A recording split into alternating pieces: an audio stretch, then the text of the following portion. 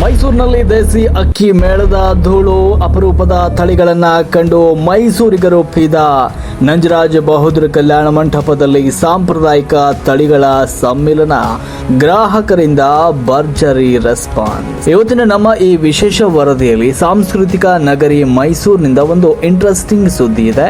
ಇತ್ತೀಚಿನ ದಿನಗಳಲ್ಲಿ ನಾವು ಹೈಬ್ರಿಡ್ ಆಹಾರ ಪದ್ಧತಿಗೆ ಒಗ್ಗಿಕೊಂಡು ನಮ್ಮ ಸಾಂಪ್ರದಾಯಿಕ ಆಹಾರವನ್ನ ಮರಿತಾ ಇದ್ದೇವೆ.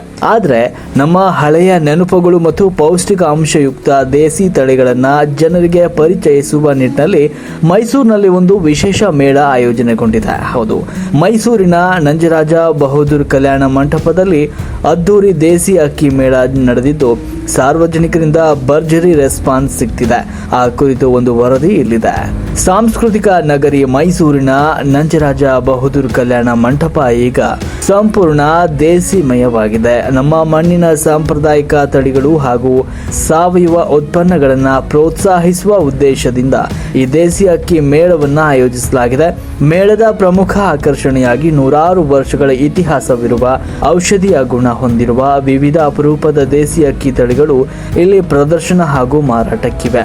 ಈ ಮೇಳದಲ್ಲಿ ಕೇವಲ ಅಕ್ಕಿ ಅಷ್ಟೇ ಅಲ್ಲದೆ ನಿಸರ್ಗದತ್ತವಾಗಿ ಬೆಳೆದ ವಿವಿಧ ಧಾನ್ಯಗಳನ್ನು, ಸಾವಯವ ಸಿರಿಧಾನ್ಯಗಳು, ರಾಗಿ ಮುದ್ದೆ ಹಿಟ್ಟು, ರಾಗಿ ಮಾಲ್ಟ್, ಶುದ್ಧ ಜೇನುತುಪ್ಪು, ಗಾಣದ ಎಣ್ಣೆಗಳು ಹಾಗೂ ಸಾವಯವ ಸಾಂಬಾರ್ ಪದಾರ್ಥಗಳು ಗ್ರಾಹಕರ ಗಮನ ಸೆಳೀತಾ ಇವೆ.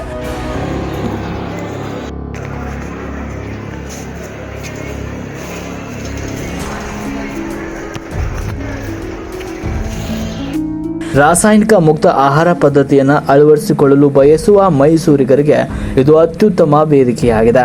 ಇನ್ನು ಮೇಳದಲ್ಲಿ ಕೇವಲ ಆಹಾರ ಧಾನ್ಯಗಳಷ್ಟೇ ಅಲ್ಲದೆ ಪರಿಸರ ಸ್ನೇಹಿ ಬಿದಿರಿನ ಬ್ರಷ್ಗಳು, ಮರದ ಚಮಚಗಳು, ನೈಸರ್ಗಿಕ ಸೋಪುಗಳು ಹಾಗೂ ಆಯುರ್ವೇದದ ಉತ್ಪನ್ನಗಳು ಕೂಡ ಲಭ್ಯವಿದೆ.